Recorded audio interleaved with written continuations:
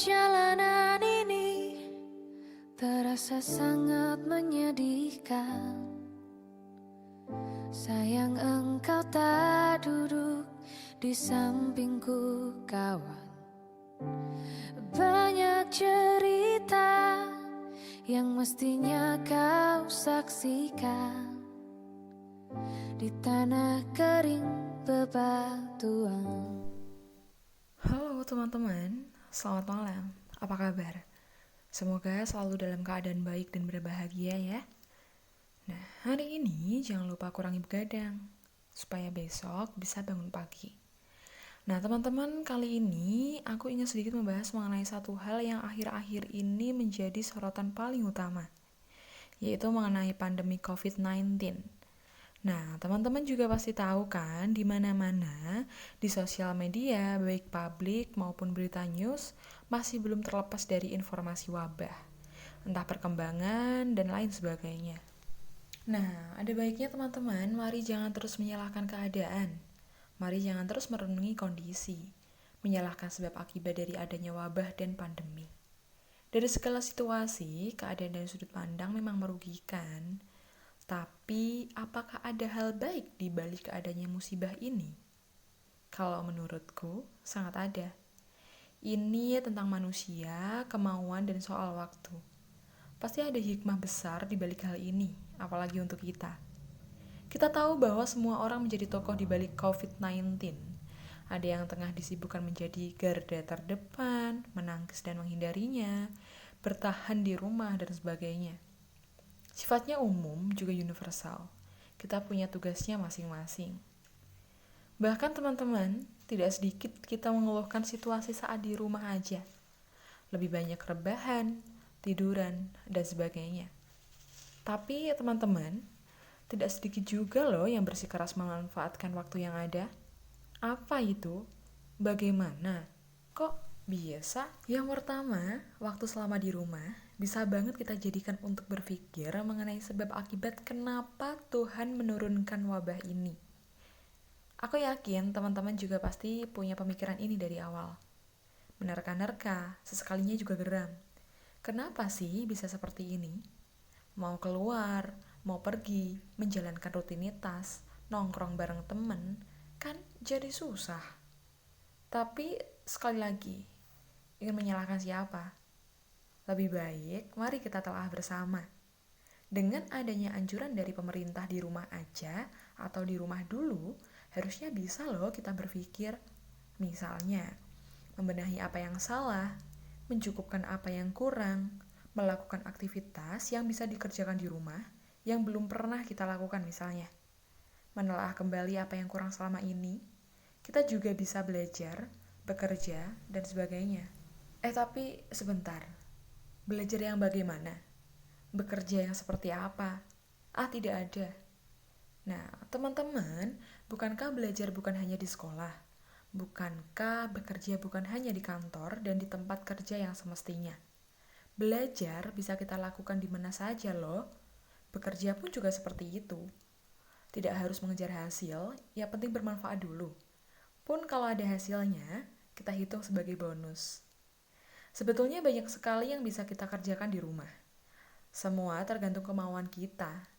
Misalnya, yang ingin atau gemar menulis, teman-teman bisa sekali loh menulis. Siapa tahu dengan adanya pandemi ini, kita bisa mengangkat isu atau topik sehingga bisa menciptakan buku. Yang gemar desain, sangat bisa. Banyak sekali hobi dan kegemaran yang bisa kita lakukan sehingga bisa menghasilkan sebuah karya. Tapi tidak semua bisa loh, Lis. Kalau kerjaannya harus di lapangan bagaimana? Mau menulis dan desain juga? Ya nggak nyambung. Bukan begitu konsepnya. Kita bisa memikirkan langkah dan strategi baru untuk di kemudian hari. Apa-apa itu kan butuh berpikir. Semua pekerjaan, aktivitas, dan lain sebagainya tumbuh dari sebuah pemikiran. Tidak salah juga kita memikirkan inovasi, strategi, dan sebagainya. Kemudian, barulah kita realisasikan dalam bentuk tindakan setelah pandemi ini berakhir. Semua bisa dilakukan, teman-teman, apapun itu. Tapi, sesekali main game gak apa-apa kan? Ya gak apa-apa. Kamu yang berhak mengatur waktumu dengan sebaik mungkin. Bisa juga menonton film untuk menambah relasi kamu dan sebagainya. Pilihlah film yang bisa menginspirasi kita, bisa mengantarkan pada apa yang baik, bisa menumbuhkan pemikiran positif dan sebagainya. Teman-teman juga bisa berbisnis, berpikir, kemudian berkreativitas untuk menumbuhkan inovasi dan lain sebagainya. Apalagi bisnis itu kan hal yang menyenangkan. Tapi teman-teman, ada hal yang lebih penting untuk kita lakukan selain apa yang aku sampaikan tadi. Ada yang tahu? Iya, satu hal yang paling penting dan utama seharusnya.